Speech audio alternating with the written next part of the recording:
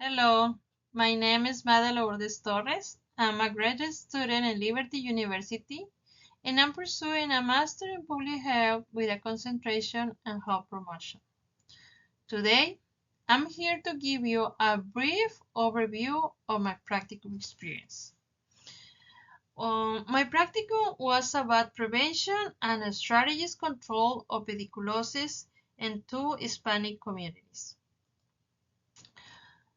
The area where I present this project were two communities. One of them was in Mexico, in a city border with US called Matamoros, where the church where I belong has a mission. And the second one was in Brownsville, which this community is located close to our church. Well, this started when the leader and missionaries expressed their concerns about the problem to the senior pastor.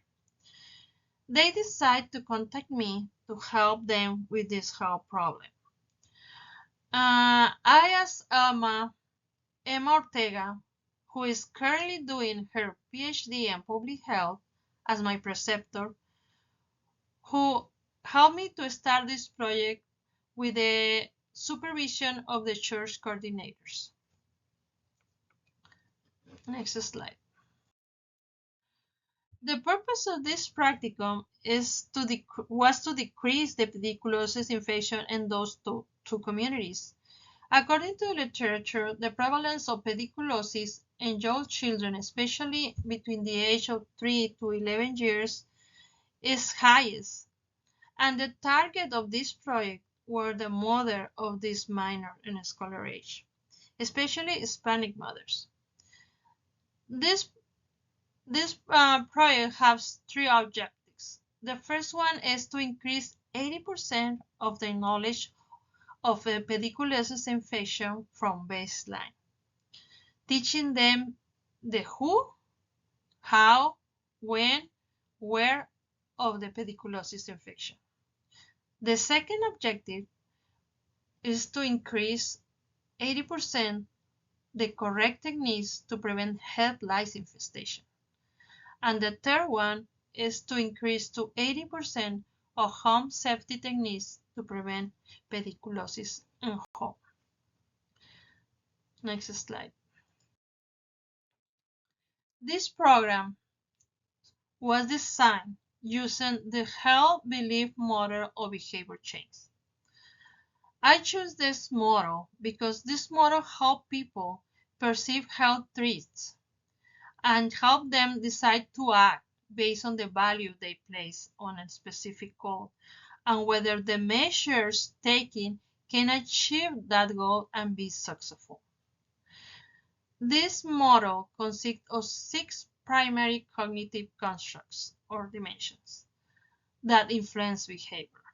This was perceived susceptibility, perceived severity, perceived benefits, perceived barriers, self-efficacy, and cues for action.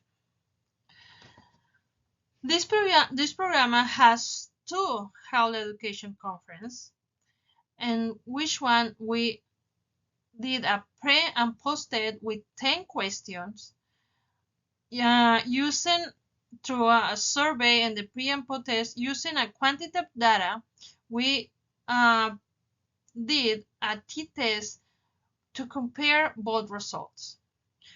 This program was supported 100% by La Iglesia del Pueblo Pentecostal in Brownsville, Texas, and the period of the development of this program was 16 weeks.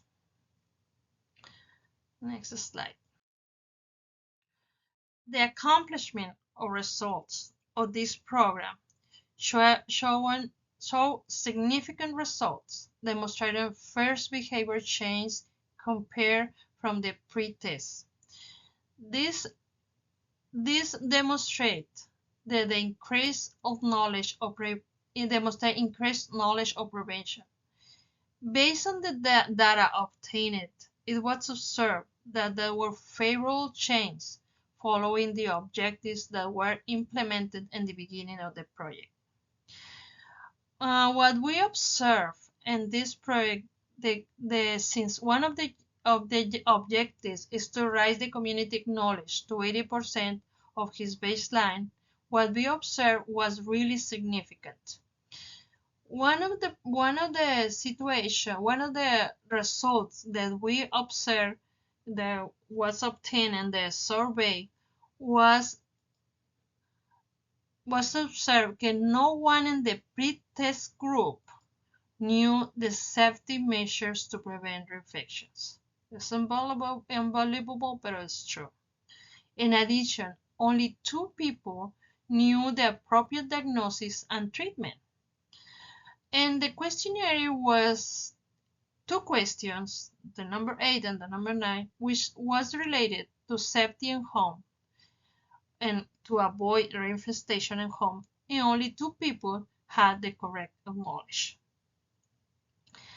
In the end, these results we compare using the t-test the results, and this reveal a statistical significance within the 2 groups with a p-value less than 0.05. Next slide.